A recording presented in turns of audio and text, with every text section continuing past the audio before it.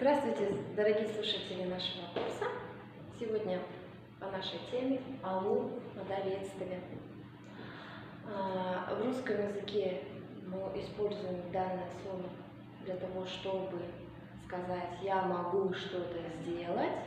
Мы говорим «могу» и следующий глагол, что мы конкретно умеем делать, у нас стоит в нулевой форме, инфинитив. В казахском языке не так. Здесь тоже присутствуют два глагола, основной вспомогательный у нас как раз АУ, а вот основной стоит в определенной форме. Сегодня я вам об этом расскажу. А вообще слово АЛУ вам, наверное, знакомо, потому что мы с вами учили его как брать, покупать. Саламен дүкеннен нан сатып алдым, немесе мен нан алдым, немесе мен сенен кеше кітап алдым, және тағы басқа мысалдарды келтіруге болады. Но сегодня мы рассматриваем как вспомогательный глагол. Для того, чтобы сделать данное словосочетание к основе глагола негізгі мы добавляем деепричастие а, е, в зависимости от того, на какой звук заканчивается наше слово. Вы уже это знаете, но мы все равно с вами это повторим сейчас, к какому же слову будет добавляться а, е, и.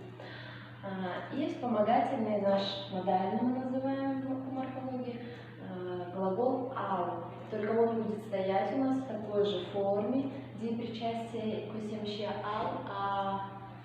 И чтобы определить, кем выполняется действие, кто это может что-то сделать, мы добавляем жаловаличное окончание. Давайте теперь проспрягаем данное слово. Данный глагол. Саламен.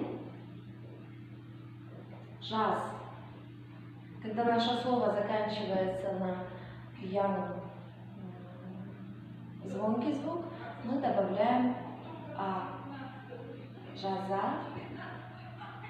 ала, мын. Поскольку само слово никак теперь не будет меняться, только ала, оно твердое, у нас будут все личные окончания в твердом варианте. Во втором лице син, например, возьмем слово оку.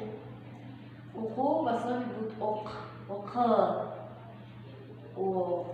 окы. Ала, сын, ты можешь читать. Но только здесь вот эти два звука нам дают одну долгую и. Поэтому в правописании там будет син, оки, аласын. Я вам записала для того, чтобы вы поняли, почему здесь стоит не краткое и, как должна быть в причастном обороте, а долгое и. Сыз.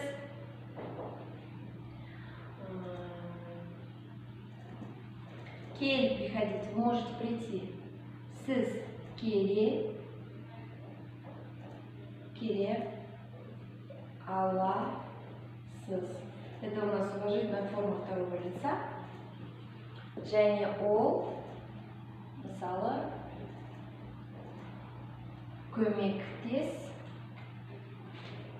көмектесе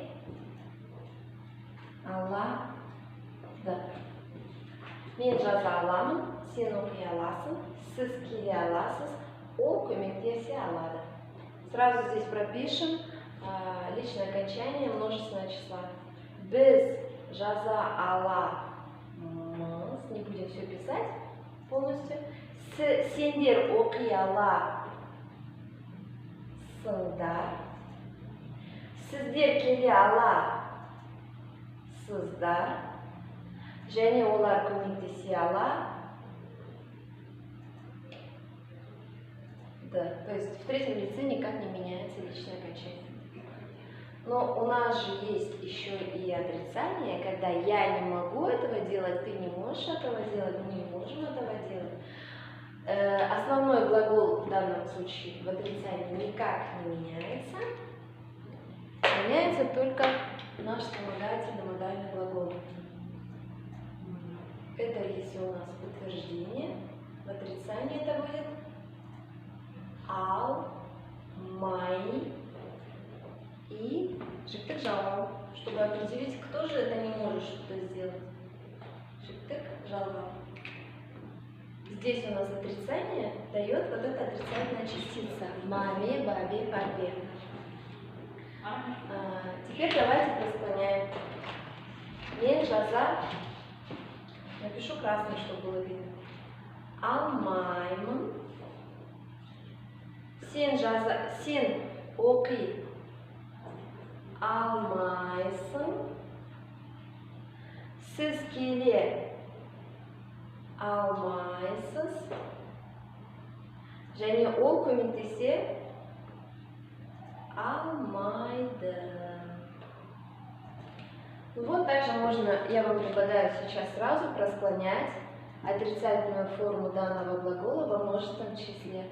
Так же, как здесь аламын, алма, алма, аламыз, аласыңдар, аласың, аласыңдар. То есть сделать множественное число отрицания сами самостоятельно.